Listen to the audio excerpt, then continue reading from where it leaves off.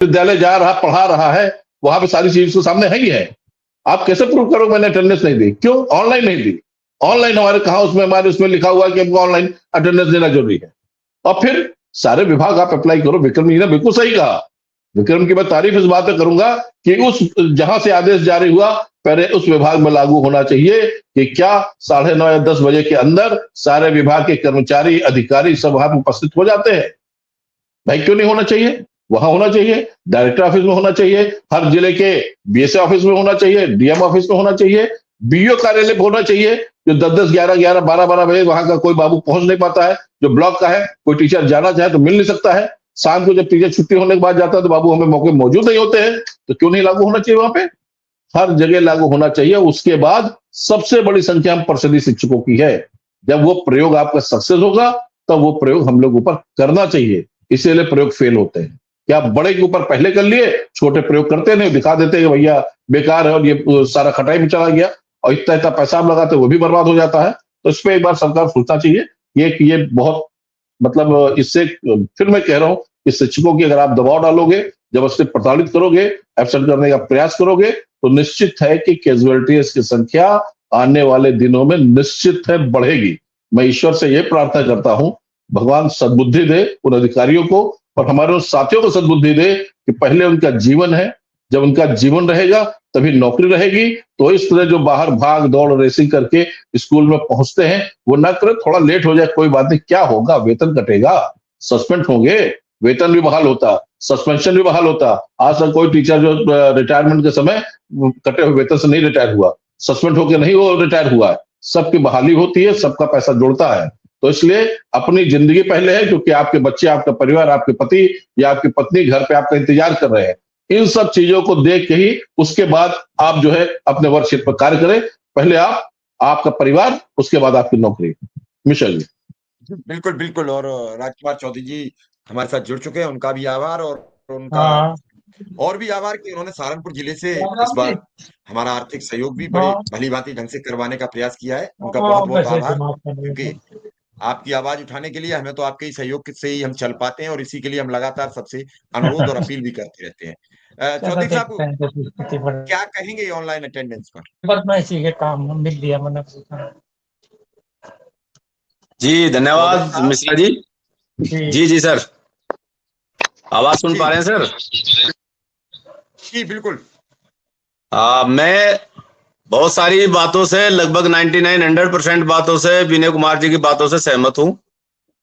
और मेरी आज तक एक बात समझ में नहीं आई कि विभाग बच्चों की शैक्षिक गुणवत्ता चाहता है, खाली उनको उपस्थिति पे जोर देना है। अब अगर वो खाली उपस्थिति पे जोर देना है तब तो विचार किया जा सकता है कि उपस्थिति हो कैसे भी हो।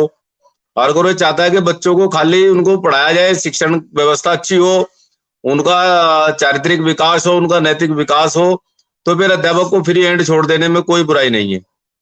अब मुझे नहीं लगता कि ये तुगलकी फरमान किस प्रकार से बैठ के वहां कौन इन लोगों को सलाह देता है इस प्रकार की कि एसी पे बैठ करके नए नए फरमान जारी करते हैं।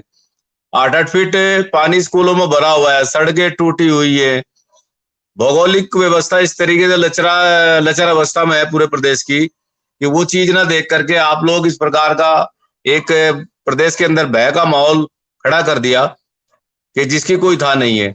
और मैं प्रदेश के तमाम शिक्षकों को आज धन्यवाद देना चाहूंगा कि उन्होंने शासन और प्रशासन को बता दिया कि शिक्षक आपसे कहीं किसी व्यवस्था से अपने ऊपर जो हनन आप करना चाहते हैं उससे बहुत दूर की चीजें अब आपसे हो चली हैं। वो किसी भी व्यवस्था से आपकी इस तरीके की वो पालन करने वाला नहीं है। अब चाहे वेतन कटे, चाहे किसी प्रकार की स्थिति बने, कोई भी शिक्षक ऑनलाइन उपस्थिति नहीं देगा। अब जैसा आदरणीय विनय कुमार जी ने कहा है कि ऑनलाइन उपस्थिति हमारे कहीं सेवा शर्तों में नहीं लिखी है। इतना बड़ा अमला तमला अगर आपने पैदा किया फिर भी ऐसे खंड शिक्षा अधिकारी और दूसरे अधिकारी आपने किस लिए रखे हैं? खाली एक महानिदेशक महोदय बैठकर पूरे विभाग को चला लो ऑनलाइन उपस्थिति लेकर के, पूरा डाटा रिकॉर्ड उनके पास सब फीड है। और दूसरे में ये कहना चाहता हूं कि आपको ऑनलाइन व्यवस्था बनाने के लिए ऑफलाइन भी रिकॉर्ड सारा रखना पड़ रहा, फिर उस ऑनलाइन की क्या आवश्यकता पड़ रही भाई? अगर आप किसी काम को ऑनलाइन करोगे तो उसको पहले ऑफलाइन तैयार करोगे, ऑफलाइन तैयार करने के बाद आप उसको ऑनलाइन दोगे। फिर सारे फोटो खींच खींच के आप उसमें अपलोड करोगे तो आपके पास काम डबल हो गया। पूरा दिन आप इसी काम में लगे रह बैठ के, कभी मिड डे। नमस्कार साथियों, स्वागत है आप सभी का आज के इस नई वीडियो में। ये वीडियो आप सभी शिक्षा मित्र साथियों के लिए बेहद ही महत्वपूर्ण होने वाली है। वर्तमान की कुछ खास खबरें इस वीडियो के माध्यम से आप सभी के बीच में साझा करेंगे। सभी साथियों से एक अनुरोध है, वीडियो को आप पूरा देखें। चैनल को अभी तक आपने सब्सक्राइब नहीं किया है, इसे आप सब्सक्राइब भी कर लें। अब चलते हैं अपडेट पर। मिल की सूचना देनी, कभी आपको गेहूं चावल की सूचना देनी, कभी आपको कन्वर्जन कास्ट की सूचना देनी, कभी आपको कंपोजिट ग्रांट की सूचना देनी। अरे आप पढ़वा रहे हो या मुनीमगिरी करवा रहे हो? मेरी समझ में आज तक ये बात नहीं इस विभाग की, ये चाहता क्या है हमसे। दूसरे, आप एक भय का माहौल बना करके लोगों में इस तरीके की स्थिति पैदा करना चाह रहे हैं, तो वो किसी भी तरीके से, किसी भी एंगल से एक्सेप्टेबल नहीं है। और आज शिक्षकों ने ये बता दिया कि वो सब एकजुट है। और मैं धन्यवाद देना चाहता हूं अपने प्रदेश के तमाम शिक्षकों को इस बात के लिए कि उन्होंने एकजुटता दिखाई। और आह्वान करता हूं कि पेंशन मुद्दे और अपने दूसरे मुद्दों के लिए भी इसी प्रकार की एकजुटता दिखाई। आज जिस प्रकार की एकजुटता ने शासन के हौसले पस्त किए हैं, उन्हें बैकफुट पे आना पड़ेगा निश्चित रूप से, इसमें कोई दो राय नहीं है। और हमारा शिक्षक कहीं भी किसी प्रकार से काम चोर नहीं है, वो समय से आता है, समय से जाता है। निरीक्षण कराए खूब शौक से, हमें कोई प्रॉब्लम नहीं है। यदि शिक्षक कहीं कोई गलती कर रहा है उसको आप दंड दीजिए, उससे भी कोई आपत्ति नहीं है। लेकिन आप बेवजह के उन पर कानून, काले कानून थोप करके इस प्रकार की व्यवस्था बनाएंगे तो कहां से कैसे काम चलेगा। आपने तो भय का माहौल बना दिया। आप चाहते हैं कि व्यवस्था बनाए रहो, समय से उनके ड्यूज दीजिए, समय से उनकी व्यवस्था करिए। हमारे बहुत सारे साथी अंतर जनपदीय स्थानांतरण में आज तक अपने घर पे आने की बाट जो रहे हैं। आप होम डिस्ट्रिक्ट में रहकर भी 70-70, 80-80 किलोमीटर दूर जा रहे हैं विद्यालयों में पढ़ाने के लिए। क्यों भाई? यदि मेरा घर, मान लीजिए मैं सहारनपुर से बिलोंग करता हूं और सहारनपुर में मुझे रहना है, मेरा गांव किसी एक ब्लॉक को पड़ता है, मुझे जाकर दूर 80 किलोमीटर दूर किसी ब्लॉक में नियुक्ति दे दें, क्या मैं अपना घर जाकर के वहां बनाऊंगा? एक घर मेरा इस ब्लॉक में, दूसरा घर वहां पर बनाऊंगा क्या मैं जाकर के? बस मैं सिर्फ, मेरी पूरी जिंदगी इसी व्यवस्था में कट जाएगी। समय से वेतन नहीं देने के पास इनकी कोई व्यवस्था आज तक ऑनलाइन उन्होंने कर दी। समय से कोई वेतन इनके पास जारी करने की व्यवस्था नहीं, कभी ग्रांट नहीं है तो कभी इनके पास कोई व्यवस्था नहीं है। आप कर क्या रहे हैं? विभाग का मजाक बनाकर रख दिया आपने। दूसरे डिपार्टमेंट भी यही है। खाली बेसिक शिक्षा सबको नजर आ रहा कि बेसिक शिक्षा में तो पता नहीं ऐसा क्या कुछ निकल कर आ रहा। दूसरा मैं कहना चाहूंगा कि आपने जो टैबलेट विभाग ने हम लोगों को दिए विद्यालयों में, उनकी कीमत मार्केट में लगा लीजिए और जिस तरीके के इनको बिल वाउचर वहां पर लगाए उसको देख लीजिए कि कितना घोटाला इसमें हुआ। मैं आपके मंच के माध्यम से अपने जिला बेसिक शिक्षा अधिकारियों से, आपने खंड शिक्षा अधिकारियों से विशेष रूप से अनुरोध करना चाहूंगा कि वो इस काले कानून के खिलाफ में हमारा सहयोग करें। अन्यथा इस बार चाबुक शिक्षकों पर चला है, अगली बार नंबर आपका है। फिर मैं आदरणीय शिक्षा मंत्री से और माननीय मुख्यमंत्री से भी अनुरोध करना चाहूंगा कि इस मामले का हस्तक्षेप लें, हस्तक्षेप करें अपना। और आदरणीय निदेशक महोदय की जो जिद वो पाले बैठे हैं, उस जिद को खत्म करके उस सीधा सीधा हमारी भावनाओं को समझे। हम भी चाहते हैं कि विभाग बेहतर तरीके से चले, बच्चों को उत्तम कोटि की शिक्षा मिले, उनका एक अच्छा भविष्य और उज्जवल रास्ता उनका तैयार हो। और इसी के लिए सब लोग लगे हुए हैं।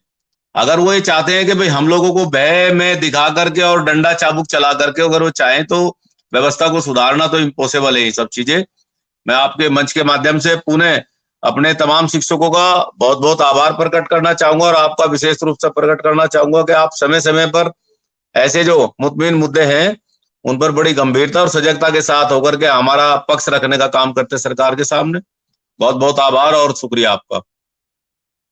जी सर, आपकी आवाज नहीं आ रही सर। आपका धन्यवाद। अभी जिलों से एक लिस्ट आई है, टोटल आज कितने लोगों ने, तो टोटल जो लोगों ने अटेंडेंस दी 1,32,869 लोगों ने, शिक्षकों ने ऑनलाइन अटेंडेंस दी। 6,09,282 टोटल शिक्षक हैं। जी, अब मैं तो ये चाहूंगा, पता नहीं किस कारण से इन लोगों ने अटेंडेंस दे दी और हम उम्मीद करेंगे कल ये घट करके शून्य पर आए। निश्चित रूप से हम तमाम संगठन इस पर लामबद्ध है। अब उन लोगों को दहशत में, स्कूलों की संख्या थी चौधरी साहब 1,32,869 स्कूल हैं और 16,015 लोगों ने पूरे प्रदेश में दिए। 16,015 लोगों ने। शिक्षकों की संख्या है आज 6,09,782, यानी 2% लोगों ने अटेंडेंस ऑनलाइन दी है। 2 से 2.5% लोगों ने। आदरणीय मिश्रा जी, मैं आपको ये कहना चाहूंगा कि इन 2% शिक्षकों ने भी अटेंडेंस वो दबाव में दी है, चूंकि विभाग ने खंड शिक्षा अधिकारियों को बाध्य किया इस बात के लिए कि आप विद्यालयों में भ्रमण करें और जाकर के उनसे ऑनलाइन अटेंडेंस लगवाए। मैं इसी वजह से आपको पहले कह के चलाऊं कि मैं खंड शिक्षा अधिकारी महोदय से अनुरोध करना चाहूंगा, प्रदेश के तमाम खंड शिक्षा अधिकारी महोदय हैं और खंड शिक्षा अधिकारी संगठन जो है उनके प्रदेश अध्यक्ष से अनुरोध करना चाहूंगा कि वो इस व्यवस्था में हमारा सहयोग करे इस काले कानून के खिलाफ, अन्यथा अगला चाबुक आप ही के ऊपर चलने वाला है। फिर सीधी सी बात है, आज नहीं तो कल नहीं तो निश्चित रूप से इस दायरे में सभी आएंगे अगर इस काले कानून के खिलाफ हम लोग आज खड़े नहीं हुए तो। ये बहुत वैसी जिम्मेदारी के साथ में बात कह रहा हूँ कि दहशत में दी गई है, दबाव में जाकर के उन लोगों ने अटेंडेंस दी है। हमारा शिक्षक कोई ऑनलाइन व्यवस्था में किसी भी प्रकार से नहीं जाना चाहेगा। आप 8 बजे के स्कूल में यदि 8:10 पे 2 सेकंड पे विद्यालय में उपस्थिति दे रहे हैं, क्या ऐसा संभव है कि कोई गांव में जाते हुए किसी ग्रामीण ने, किसी अभिभावक ने अध्यापक को आवाज लेगा भी मास्टर जी जरा सुन के जाइए, जरा बच्चे के बारे में बात करनी है? क्या वो वहां कहेगा कि नहीं जी मुझे पहले जाना है, मैं पहले अपनी अटेंडेंस लगाऊंगा जब आपसे बात करूंगा? कल को वही जाके 4 लाइनें विभाग में खिलाफ उसके लिख के देगा कि मास्टर जी बड़ा अभद्र है, हमारी बात नहीं सुनता, हमारे बच्चे के बारे में इस तरीके की थिंकिंग रखता है। रास्ते में किसी का एक्सीडेंट, दुर्घटना होगी किसी टीचर की, तो बराबर में नहीं निकल के जाएगा, वो सीधा पहले अपनी अटेंडेंस लगाएगा कि नहीं तेरी भी अटेंडेंस अगर कहीं खारिज होगी आज का वेतन तेरा भी साफ हो जाएगा। ये बड़ी सोचने और दयनीय स्थिति है। जी सर। चलिए ठीक है चौधरी साहब, आपका आभार और धन्यवाद। जी बहुत बहुत शुक्रिया सर, आपका भी धन्यवाद।